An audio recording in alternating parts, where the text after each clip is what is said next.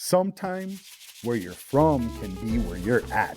And sometimes it's from something different than that. It takes navigating a way of being who you are, who we are. And who are we? We are New Mexicans capable of building something beautiful, sharing work, breaking bread, and beginning to heal. It's time to pass the Sopapillas. Join us for a conversation between New Mexicans who are doing work worth talking about. I think part of what racial healing looks like here in New Mexico is just simply being intentional about coming together. And it takes courage to really engage in meaningful relationships, to be able to see the humanity in one another. So I think the healing is about recognizing that race was created, it's not a real thing, and then understanding how to undo the ties that make race real. Our stories have told us that we're not enough, and we're, I think, instead carving a path forward where we can start to embolden our young people. With conversations hosted by me, your New Mexico State Poet Laureate Manuel González, and presented by the W.K. Kellogg Foundation. In this episode, we are asking some of New Mexico's cultural workers to speak on a subject that is critical to the health of all communities in New Mexico: racial healing. Let's get started. Hello, my name is Manuel González, and welcome to the Pass the Sopapillas podcast. Thank you for joining us, and thank you for being here. Today is a very great episode because what we're going to be talking about is racial healing. And when we talk about racial healing here in New Mexico, it's a very touchy subject because New Mexico is a crossroads of culture in so many different ways. And in these different ways, we bring our own history and ancestral trauma to the table when we talk about these things. And it's not just, history, ancient past. We're talking about our grandmothers, our families, and how our different cultures have worked with one another and blended with one another and learned to live with one another here in New Mexico in so many different ways. So today I have two amazing guests, and I'm so excited to meet you. We have Michelle Otero and Casey Douma, and in just a few minutes I want you to tell me who you are and what kind of work you do. Let's start with Michelle. Hi, Manuel. Thanks. Good to be here. And so I'm Michelle Otero. I'm a poet and a writer. And I also run a consulting practice that is completely focused on story. So what's the story I'm telling myself in the racial equity and healing realm? It's really, what's the story I'm telling myself about those people over there? What's the story I'm telling myself about my capacity to heal or to have hard conversations? So I'm excited to be here today with you and with Casey and all the folks listening. Yes, thank you for being here. Good afternoon. My name is Casey Douma. I am from the Pueblo of Laguna, as well as Hopi Taylor from Arizona. And I am an attorney. I practice in the field of federal Indian law, representing tribes, tribal entities, tribal universities, tribal colleges, and all around. I'm also the president of the board of the New Mexico Center of Law and Poverty, board of regents for Haskell Indian Nations University out of Lawrence, Kansas. It's a pleasure to be here with you all today. Michelle, Manuel, thank you for the invitation to have this very important discussion. No, I'm glad you're here, and I'm glad you're with us. Now, I want to know about your experiences and like what you have felt here in New Mexico. How has your lived experiences affected how you have experienced race here in New Mexico in that way? So I grew up in southern New Mexico, which just about 30 miles north of the U.S.-Mexico border. And I think New Mexico in some ways feels like a few different states. So Albuquerque is its own thing. Santa Fe, it's definitely its own thing. But then there's like southern New Mexico. And I think when you're pressed up that close to another country, there's a sense that, where you're from is not way over there across an ocean. In the words of like Selena Quintanilla's dad, it's like, it's right here. We're pressed right up against it.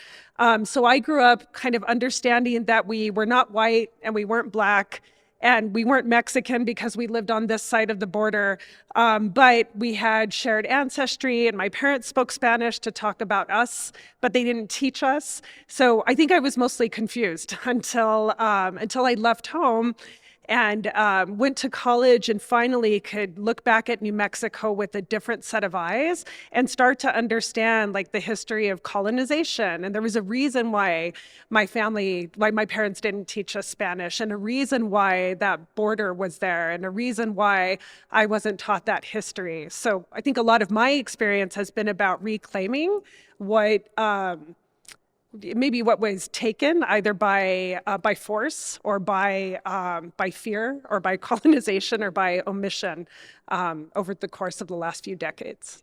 I think with my experience, growing up in Laguna Pueblo, and I think for many of us who share that experience of growing up on the reservation, you have this sense of protected isolation, where the communities you come from are that shield, and you grew up in that environment where the values, the customs, the traditions that carry the communities are within that realm. But once you go outside of that, and that's everyday life, is to interface is being in a world that oftentimes doesn't acknowledge your existence, doesn't know you're still here.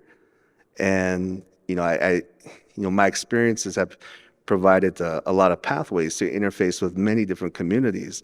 And I think for many of us Native people here, I think we find ourselves in a world where we have home base, and then we kind of venture out. So it's almost like you're walking on the moon sometimes, because you're in a different world, in navigating the spaces that whether it's work or school, or whether it's your career path, it's finding that way to be in existence the way you are. And so, when it comes to New Mexico and having that shared experiences of many communities, I think the important aspect of that is how important it is when we are side by side sharing in the work of building our communities. And that's been the experience of New Mexico throughout the trauma, throughout the history that we've seen, the impacts of colonization.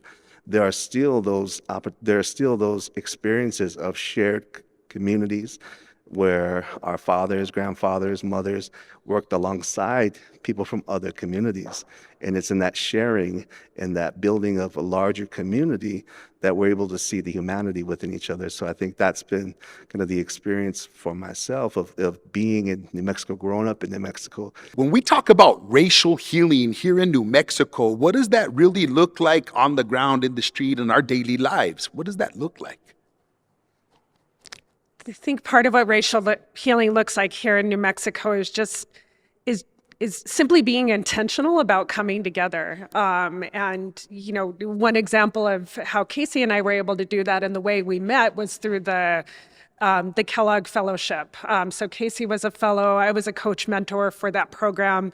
And I think they were really intentional about how they brought people together, and just being able to be with each other, speaking, breaking bread, sharing meals, talking about our work, doing shared work together over a period of a few years.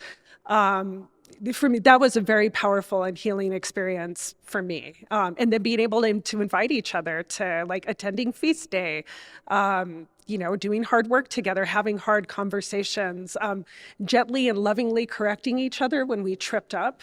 I think that was a very safe and loving and compassionate space where that happened. And now, since then, I've tried to be really intentional about creating those spaces for other people. Thank you. Yes. I think one of the foundational pieces of New Mexico and growing up in New Mexico is relationships and community. And relationships being the very centerpiece of how we begin to recognize and acknowledge the humanity from one another. Growing up in different communities, it's easy to kind of have your shield up all the time and kind of being framed in a way, this is how we interface with that community because that community treated us this way before. And it takes courage to really engage in meaningful relationships, to be able to see the humanity in one another. And it comes down to just having that shared experiences of doing the work together. I think when we put that aside and say, okay, what are we here for? Who are we here for? We're here to ensure that our children have the best communities to thrive in. And so I think for the racial healing in New Mexico, it takes being ambassadors of our own community, interfacing with other ambassadors from other communities. And that's the beautiful thing we see. I have my brother works with a lot of folks in construction, and I love the stories he tells of from shared communities and the food they eat during lunchtime to the things they talk about, and that's breaking bread. And I think that's the beautiful thing about New Mexico is the breaking bread. I think that's the my mother's right here, and I think anybody that comes to our house will, there's always a meal waiting for you. There's always, nobody leaves hungry. Nobody leaves without some form of nourishment. And that's New Mexico. We know what that means. We know what it feels like. So when we take it across some sort of perceived boundary or barrier to another community, it's all love once we engage it from that standpoint. See, that's how we see each other as the human beings as we are. And when we break bread, whether it's fried bread or sopapillas, we're breaking bread like that. Yes. Oven bread. Can healing happen without truth telling? We gotta expose our wounds and tell the truth about some of the wounds that we carry that came about through colonization and the history that we carry on our shoulders as we walk through the world in this way. How does accountability come in this healing work? All right. Okay. We have to be truth tellers in this work, and we have to also be willing to hear truths. I think one of the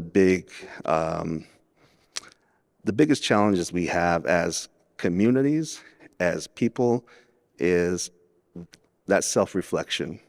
Sometimes we don't want to acknowledge that there's been some things in our past. We made mistakes on a personal level, as on a human level. It's always the natural instinct to say, no, I've done everything right. Everything's been perfect. And so we build these myths of who we're supposed to be, centered on being infallible, that we don't make bad decisions. And so when we don't make bad decisions, that means we're more greater in the eyes of ourselves. And so acknowledging those hard truths when they come and they poke its head up and say, no, we made some mistakes. That's hard to deal with because it contradicts with the myth we tell ourselves of who we're supposed to be. But I think at a true core as a people, when we acknowledge those pains and when we acknowledge the mistakes we've made or the things we become better for it. And so when we begin to have that self-reflection and that humility that comes. And I really do appreciate that, the emphasis on land from the previous episode, because this land has a way of reminding us who's in charge. It has a way of reminding us what's more important. When the money goes away, when all the things go away, our connection to the land and the values that comes from that is going to be what carries us through the future. Yes, and the lessons that we have to learn from the land in that way. Thank you. Yes. I think that each of us needs a mirror where we can stick our stomach all the way out. and what I mean by that is a place where we can ask questions and make mistakes and be curious with one another. We shouldn't do that at the expense of other people, but I think this idea of accountability can be of course I want my community to hold me accountable. I also want my community to hold me accountable in a way that doesn't inhibit my learning. Yes. And I think when we are harder on the people closest to us than we are on the people who are on the systems that are actually oppressing us, I think it's a huge barrier to our growth. And what comes up for us are these demons, right? There's shame on one side and defensiveness on the other, also huge barriers to growth. So if somebody can gently pull me aside and say, hey, when you said that thing, that hurt me. And then I can, because I'm in relationship with somebody, I can be curious about that. When There's that a certain happens, type of vulnerability that comes in that honesty. Yeah. And I think the other piece is around understanding that these things take time. So I think sometimes when we're involved in processes where it's about an outcome, what are we going to do with the statue? Or what are we going to do about this piece of policy? That happens really quickly. And when Casey and I worked together on a racial healing process for the city of Albuquerque, I would lay awake at night and wonder, like, how am I going to do this? And I remember talking to a very wise friend of mine who said, Mujer, you cannot heal 400 years of colonization in 5 weeks via Zoom. So switch, maybe we can redefine what success looks like. Casey, what's the average person's role when it comes to racial healing here in New Mexico like that? I think when we think about the work that we do individually, I think it comes back to being able to listen, being able to put your shield down for a second and hear somebody out, and being able to learn and grow from those shared experiences that help frame this collective vision of who we are as a people. When it comes down to, really having we have access to so much information at the palm of our hands, but at the same time, we know less about each other, how to hold a conversation with one another. We retreat into our own corners the way, go root for our own teams in the way that we're told how to root for our own teams. And so breaking down the barriers, I really do see the hope in our young people, our youth. My children have friends across the board with everybody. And that makes me happy, because growing up, we all stuck to our own. And we had reasons for that, but large times isolation, and we didn't have access to know about other people. But now we have the ability to really transcend those boundaries that kind of upheld the divisions in our state for a long time. So I think when we're able to see the value of relationships, I think the encouragement for us is important to really know how to foster strong relationships with one another, know what it means to be a good listener when it comes to somebody saying, hey, you know what, this is what you're doing, or how this action is impacting me. It actually has value, rather than I'll stuff it out, and move on from that issue to the next issue. I think at our core we're good at that. I mean, New Mexico is that. I think about our feast days, and where at that time our homes are opened up to everybody, anybody and anybody, friend, stranger, potential new friend. And it's that value of building relationships that whoever comes to your door, we will feed. Whoever comes through the door, we will have a relationship when you leave. And that is New Mexico. I believe that's who we are at our core. That's family, that's community, that's what we're here to do. If you could issue a challenge to the people of New Mexico regarding racial healing and what it means, what would you do? What would you want us to do?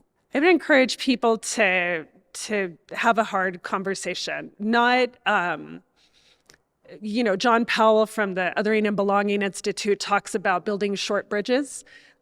So build a short bridge to somebody who might not believe exactly as you do. So I'm not talking about the Golden Gate or even the bridge across the railroad tracks here, like build a bridge across the Acequia and just ask somebody who might vote differently than you do, might look different than you do, somebody who even might speak a different language.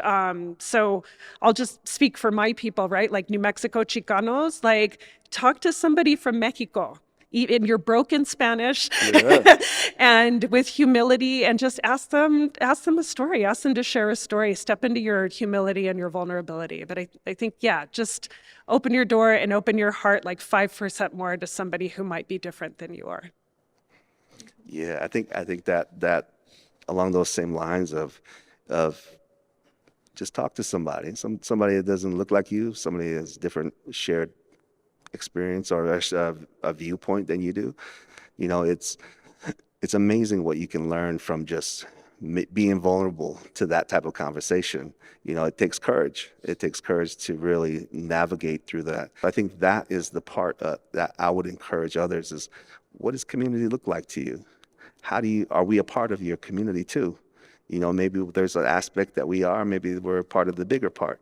It's a hard barrier to make, because I think we've grown so rigid in how we protect our communities that it really takes us a level of vulnerability to really accept that, hey, we can have friendships and relationships outside of what is our norm. That it's okay to have friends and family across the way, because we we have in Sopapillas, we got fried bread and oven bread in the house, Exactly. And that's what it takes. It takes those hard conversations. It's the courage of being vulnerable. It's being able to be truthful. And that's where we start to heal from the wounds that we carry from colonization, from ancestral trauma, from the family trauma that we carry with us. We get to see each other for the human beings that we really are. Thank you for being here. Thank you for sharing your spirit, your wisdom, and the work that you do with us in that way. Gracias, Casey and Michelle, for your ability to share space and be vulnerable with me and us today. Man, I can really appreciate the holding of space and the work that these individuals do for our communities to heal. Next, we're going to go further into this conversation with another set of amazing individuals, Dulcinea, Lara, and Loretta Trujillo. Let's see what they have to share. Would you please introduce yourselves and tell us a little bit about what you do? I'll go ahead and go first. My name is Loretta, and I'm happy to serve as the executive director of a statewide coalition that came together from a landmark court ruling known as Yazzie Martinez versus the state of New Mexico, which is an education lawsuit that really has put us into a new space of really thinking through what does systems change need to look like with regards to education. So along with that, I'm a mother, sometimes poet, an activist, and someone who likes to engage in creative things. And I always enjoy a good tamale or enchilada or sopapilla. Yes. Nice. Hi, Manuel. Nice to be here with you and Loretta. I'm Dulcinea Lara. I'm a mama too, and I am a professor at New Mexico State University and the department head for Borderlands and Ethnic Studies there at the university. Nice to be here. I'm glad you're here. Now, our topic today is healing and racial equality in that way, but I want you to talk a little bit about what we need to heal from. I want to know about the division and the racial inequality that we struggle with here in New Mexico. Sure. This is a very special place, as you know, and that's the reason for this podcast. I'm a historian, and so growing up in southern New Mexico, I started to see those inequalities and the brutality of poverty and the challenges in my community. I'm from a small colonia near the border. And as an eighth grader, I decided that I wanted to understand that very deeply and very precisely. And so I think the history, as been mentioned before on this podcast, those 400 or 500 years of colonization when there was literal, visible battles on these lands has turned into what we call coloniality, which is that we have inhabited those artificial divisions that are predicated on race, on gender, on sexuality, right? So I think the healing is about recognizing why that happened, that race was created, it's not a real thing, and then understanding how to undo the ties that make race real. That's how I would define it. Thank you for that grounding. I think I would add that when it comes to young people and the way that we think about schooling, part of the challenge for us is to really create spaces where where our young people can feel liberated. And those include just, being able to step into places with young people and give them an opportunity to study these difficult histories, which is something that I think has really created a particular moment. The underteaching of civics, for example, has, I think, been intentional over decades. And where we're at right now is, over time, we've maybe lost some of our understandings of democracy, or there's people that are willing to dismantle it actively. And I think that those are really important things to bring to this conversation around racial healing. Now, we're talking about education when it comes to healing from these racial inequalities in this way, but my mother wasn't allowed to speak Spanish when she was in school like that, and they would punish her for that. How has the education system here in New Mexico helped create some of these racial barriers that we deal with like that? I want to start by saying that I come from educators. My family, they are farmers and they're teachers, all the way from my grandparents to my parents to my siblings to my primas and primos and tias and tios. So my love for the calling of being a teacher is deep, deep, deep. I think that what we are trying to figure out is how to informalize education and bring it back to a loving sort of a place where language is important and culture is important and working the land is important.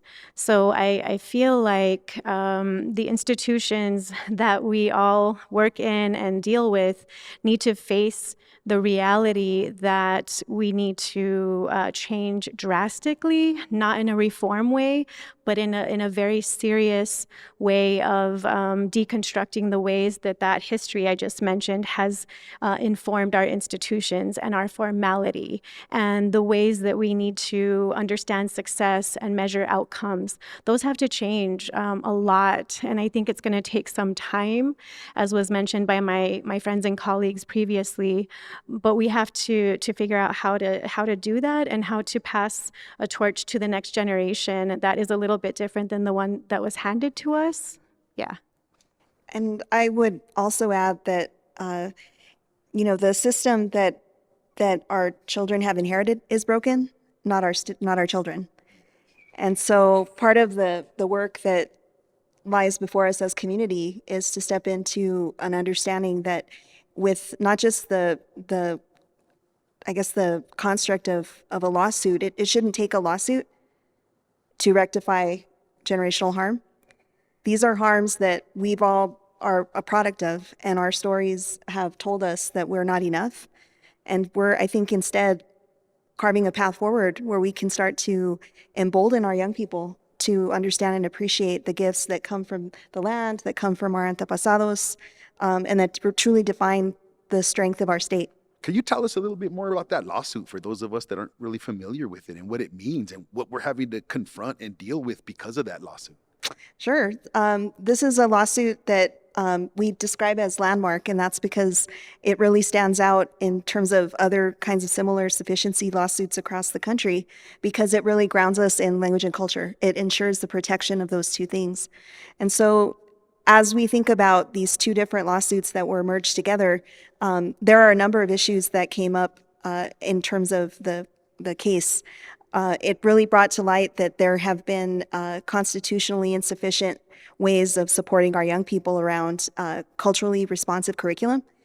That is something that I think is a unique space for us as a state, because we have all the experts, we have all the wisdom, and we have all of the creativity to do that work. But there are other issues that came up as far as teacher shortages. We also know that there are issues of underserving and taking care of our students with disabilities. And there should be a deeper understanding of the term at risk. And so a lot of the lawsuit is about restoring the opportunities for young people to heal from the trauma they inherited, but also to step forward and think of innovative ways to embrace who they are and to create a world that we maybe haven't thought of before. Yes, yes. So I think redefining success, because Martinez Yazzie really opens up that space to say we've been doing something wrong for almost 150, 200 years. And so I think it opens up a chance for us to really honor the people in the mid-1800s, late 1800s who were voting against compulsory education. There was a vote when this became a state to say, we don't want our kids in these schools where they're cutting their hair and putting them in different clothes and forcing them to go against their own traditions and languages. We want that back. So we have this chance right now in this moment as the adults who are quote unquote making decisions to say we want to honor that those people, our ancestors a long time ago said, we don't want this. If this is education, we don't want this. We don't want to have to assimilate. We don't want to have to move, be relocated, or not speak the language that we speak at home. And so I think, I talk to people across the United States, and they look to New Mexico as a model and as a people that are doing something right by the people who live here. Tell me what gives you hope for our next generation, for the youth of New Mexico in that way. I would just say their priorities are different than mine were. My child is, her constitution is different because she has seen her mom be honest and be vulnerable and struggle for a different way, for an other way. And so my hope is that their priorities are different.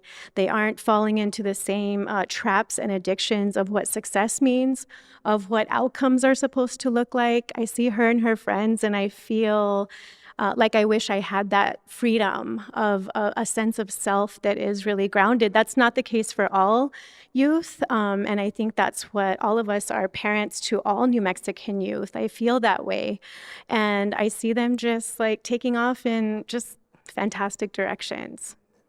I would just add, we want our young people to have the courage in a moment where so much courage is required.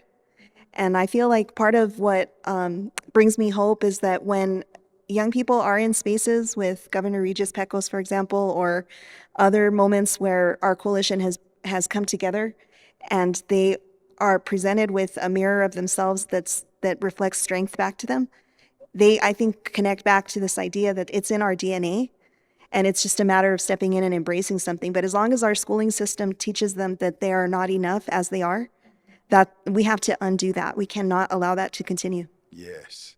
Now tell me a story about how you see healing in the education system here in New Mexico. Gosh, for me as a 20-year educator, to me it's a before and after. So some of the circumstances where I was a teacher that were harmful were young people being told that they were broken because they were courageous. They were destructive, perhaps, in the way that they engaged, maybe walking out of class, for example. And in my reimagined vision, those would be characteristics of leadership that would be embraced and that would be kind of brought into spaces with some of the voices maybe that you're having on your podcast. Because when young people are sort of like seeds, when they're in a rich, fertile context, I've seen a hard young person, especially a young man, bloom. But there needs to be a lot of care and a lot of very intentional ways that you sort of peel back their layers.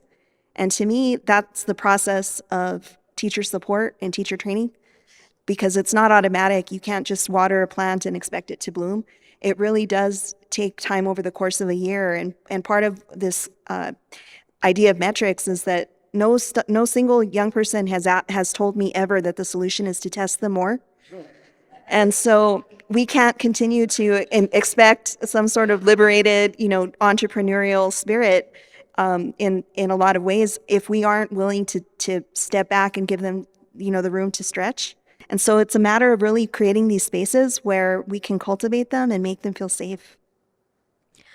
I'll tell you a story. My students and my colleagues and I are working with a middle school in Las Cruces, and it's a school that lifts up mariachi and conjunto and ballet folklorico and different art forms. And so we're working with a teacher named Mr. Ramos to teach the story of Carmelita Torres. So if you don't know, she was a 17-year-old girl in 1917 who refused to be doused with gasoline and kerosene at the U.S.-Mexico border, crossing from Juarez to El Paso to work.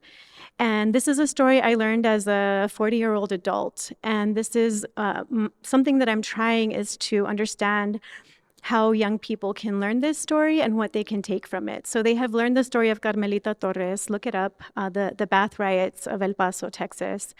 And a group of 7th and 8th graders have written a corrido about her as a border hero, right? So they wrote the song, they wrote the lyrics, and now they've performed this corrido for Carmelita Torres. And we interviewed the youth. There's 5 musicians, and we interviewed the youth, and the singer, her name's Emily. We asked her, what happened when you learned the story of Carmelita Torres? And she said, well, I learned the history about how cruel people can be. And then that changed everything for me, she said. And now I have access to my history, and I want to share this with everyone. So for me, that's data. That's all you need to know beyond standardized testing and beyond these metrics that only measure your capability to get a job. this young woman expressed to me, and she's very soft spoken. In that one sentence, she told me that she's been changed. And that was very powerful for me. And I could see it in her eyes that the sky's the limit now.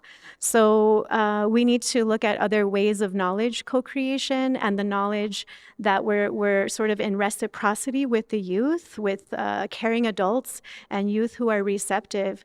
They don't need to dwell on the negative history or the oppressive history or colonization. They're ready to move forward. So they need a little bit of the truth, like you mentioned, and then they're ready to take off in really inspiring directions. Now, what do we have to learn from all this? What's the takeaway? I don't know. That's a hard one, yeah. Well, I guess the takeaway is that we have to be, as the adults, as the decision makers, the thought architects of anything, we have to really be willing to confront the reality of broken systems and transform them, which really means being reflective. It really means applying what some of our guests earlier said about listening to community. Probably the single biggest goal of our coalition is to continue to bring the voice of community and community to the conversation. What are the types of schools that our communities need and want for their children? And we don't necessarily arrive to these conversations with people ready to really engage with them. And we really believe that that's at the heart of this. How we're going to move forward is through shared leadership, and it is through constructing solutions together. I love that. I think that for me, the takeaway is we have everything we need. Just look around. I mean, New Mexicans are beautiful and inspiring and poetic and connected to the land. And I think we just need to reduce all those informal, all those formal and informal barriers to the truth of who we are, and let that ring true. When I talk to young people, they already know it's in them, and we just need to take away those things in front of them that prevent that full flourishing and redefine success as what they're asking for. Yes. Well, thank you so much for being part of our podcast and for bringing what you do and who you are to this table today. Thank you so much. Yes. Oh, and thank you for listening to our Past the Sopapillas podcast. Yes. Systems change when we're co-creating knowledge sprinkled with some truth. And we'll grow some inspiration here at home with the lessons learned that we need to be willing to reflect and to understand that the best changes start with healing. Where are our communities and conversations that produce answers? And when can we answer that question? We are constructing the right solutions. We have everything we need right here. Just look around. Now let's get to work. Saludos. Gracias. I'm your host, Manuel González, reminding you to follow, like, and or share Past the Sopapillas wherever you get your podcasts. See you next time.